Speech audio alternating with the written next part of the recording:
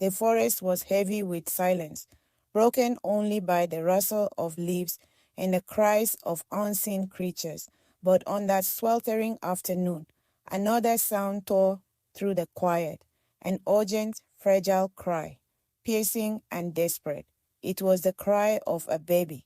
Chioma was only 3 months old when the world abandoned her. Wrapped in nothing but a faded cloth, her tiny body trembled against the damp earth of the bush. Her voice, though weak, carried far enough to summon fate.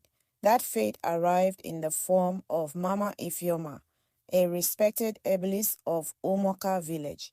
Her basket was half filled with roots and leaves when she froze.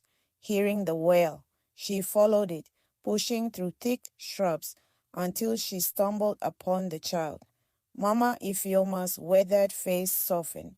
The spirits she believed never revealed things by accident. Chineke, she whispered, lifting the child into her arms. Whose angel have they cast away in this cursed place?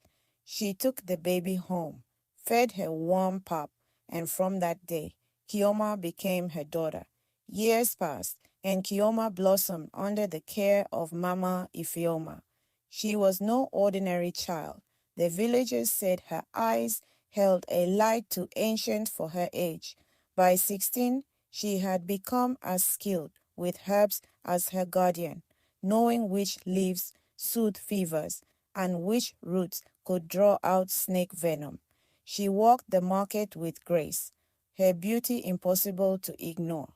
Young men whispered her name under the moonlight, and mothers watched her with both admiration and envy. But Chioma was more than a pretty face. Her mind was sharp, her spirit curious. Whenever Mama Ifeoma prepared remedies, Chioma asked questions no ordinary girl dared ask. Why does this bark cure cough? Why must this seed be ground at dawn, not dusk? Mama Ifeoma often shook her head, marveling at her. Child, you were chosen, she would say. The forest gave you back to me. Perhaps the spirits marked you for a purpose greater than mine. But with beauty came danger.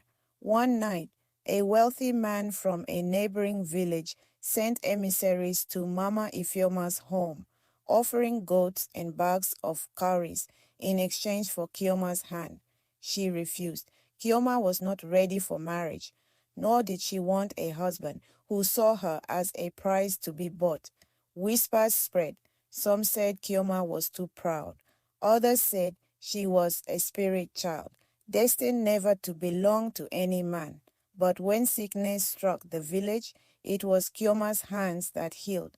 Her remedies worked faster than the old herbalists, and soon even her doubters bowed before her gift. Yet, deep in her heart, Chioma wrestled with one question: who am I? The forest had given her a mother, but it had also taken away the truth of her birth. On nights when the moon glowed full, she would wander near the same thicket where she was found, listening to the rustle of leaves as if they might whisper answers. Perhaps one day, the secret of her beginning would come back to her. But until then, Chioma carried herself with the quiet strength of a girl who had been abandoned yet chosen, a child left to die yet destined to heal. And in the heart of Umwaka, the people began to say, the forest that took Chioma once gave her back to us a thousandfold.